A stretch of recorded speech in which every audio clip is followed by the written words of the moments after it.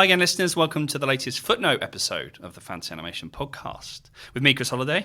And me, Alex Sargent. So we're in the realm of symbolism today. We're thinking about metaphor, the metaphorical, and certainly I think from an animation perspective, animation is itself a metaphorical medium because because it's always a comment on something. Without it, the page would be blank, the screen would be blank. So people have written about metaphor and animation's ability to symbolically represent things, but I feel like this is, well, maybe again, this is a mistake to is it really more of a fantasy thing? Oh, no. You got excited by metaphor because I don't get excited. I think I'm with you. I think it's an interesting one to talk about both from the perspective of fantasy and animation. My always concern with this, I always get a bit grumpy when we start talking about film in linguistic terms. So I was going to stop there. That would explain my demeanour on most episodes. But no, when we talk about film in linguistic terms, I always find myself a little bit, because I do it as well. Like I always talk about film language and the grammar of cinema and all that sort of stuff. But in a way that often can limit as much as it can open up, because there's been quite a lot of thought and just on a basic level, film isn't a language. So this can be traced back to Metz, Christian film Metz. as language, yeah. Okay. Film as language, but also there's like Gregory Curry's counter to that, which that film isn't a language and all this sort of stuff. Like, is it worth talking about film as if it were words? The reason I raise this here is that I often find with my work, because there's not a huge amount of writing specifically on fantasy cinema, it often comes out of a literary tradition. There is an assumption that what cinema is doing is the same as what literature is doing. And whilst it's very easy, or it's at least easier to talk about fantasy's capacity to evoke metaphor when we're talking about words on a page, can the same be said about images on a screen? Because because metaphor is a very complicated and very specific linguistic phenomenon. So can we talk about an image as a metaphor? Sometimes I feel like we can, sometimes I feel we can't, and we've already wasted a minute or two seeing. So let's find out. But is this because, so Paul Wells in his book Understanding Animation begins with, he has a small section that's actually interestingly in the narrative strategies section of the book, where he talks about symbolism and metaphor. And the first sentence is, symbolism in any aesthetic system complicates narrative structure because a symbol may be consciously used as part of the image vocabulary to suggest specific meanings, but equally a symbol may be unconsciously deployed and therefore may be recognized as a bearer of meaning over and beyond the artist's overt intention. Right. So I wonder whether what you're saying around, can we see an image as... Well, I would argue, can we see an image as a symbol? Yes.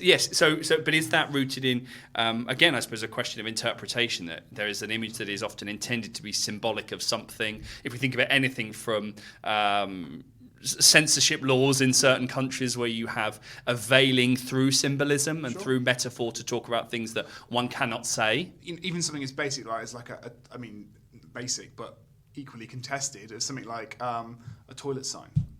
Like, that's a picture. That's a symbol. Yes, a picture. Yeah. But I don't know if cinema works that way. I mean, my go-to is the Hays Code and thinking about the romantic clinch that is then signalled by a train going through a tunnel, which is a very famous way of symbolically or metaphorically talking about at that time heterosexual romance within popular mainstream film. So that's how I think. But there's also a train going through a tunnel on a screen. I think that's very important. I know this is really theoretical, like climb up your own theoretical backside time.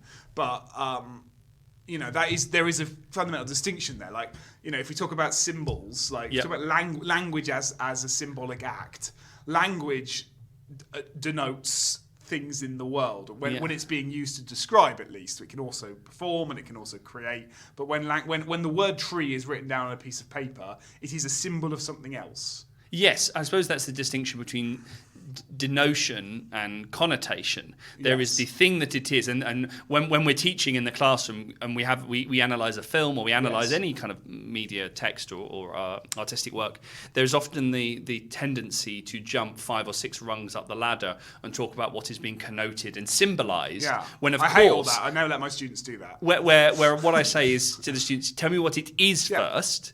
It is a clock. And then what are some of the meanings or interpretations that may be offered or invited by it in the context of, say, the film as a whole, or the scene as a whole, or the sequence or something. But don't forget what it is. Yes. So it is a train going into a tunnel. The word tree doesn't have that, right? The word tree has very little is about it. It is some lines on a piece of paper. Oh, you mean a drawing or the word? The word. Okay. Well, the denotion is that I'm writing the word tree, Yes. and so. No, so my point is there isn't what you're doing. I completely agree with, and I do the same. I see what with you my mean. things. I see There's what no you need to go. But what is it first with the symbol of tree? Because it's always connoting or denoting. So does that mean that? But if we don't pay attention to the image as image, we're not paying attention to the uniqueness of cinematic effect. So actually, animation is a medium, and cinema is a better medium because it is visual. Not better, but it is a medium. It's better. It's better. Screw all the literary listeners. Yeah. It's better. It's way better. Yeah. Also, thank you for. Also, thank you for your take for book for reviews. Your patience. Yeah. Am I joking? No, I'm a film scholar. Of course, I'm not joking. Yeah. At my heart of hearts. But obviously, literature is a wonderful medium, and I've fallen in love with that deeply and passionately. But cinema's better. And this is why it's better. So let's talk about it. So encountering the impossible now in paperback. Exactly. So well, I suppose I'll climb out of my theoretical backside, and then we can talk about some cartoons. But the way I try to do it in the book that you so helpfully plugged just then is that I'd rather than think about the image as a metaphor, I try to think of it as like what is we as viewers doing when we're interpreting. And I found it very useful to actually think about it through Lacanian psychoanalysis because I'm that way wired a little bit. That think about the unconscious, the brain is not a language, but it's useful to structure it as a language to think about how it works. And there's a distinction in Lacanian theory about metaphor and metonym in the process of meaning making and the role fantasy plays. So they're talking about, I use the word tree, it's a useful one. When you read the word tree and you imagine a tree, you're making a metonymical change. You're going, something stands in for something else. The symbol of the word tree is a metonym for the object of a tree, and you're using fantasy unconsciously to bring those two things together as if they're one and the same. I'm looking at you as if hopefully you're with me so far. If you're not with me, I've lost everybody listening. Yeah. So the other alternative to that, and this is talked about in psychoanalytic therapy, is to encourage patients and encourage people trying to go through the process of analysis to think about language in metaphor and think about fantasy as a process of metaphorical meaning making, because then the word tree you're not using fantasy to be slavishly bound to one meaning. You're using fantasy to allow a variety of meanings to be engaged with and thought about, and an act of displacement and discharge to take place. And presumably, so I agree. And we do this all the time in language. When I say, I don't know, I'm hopping mad. I'm not hopping mad. I'm not literally hopping, but you're metaphorically understanding what I'm saying.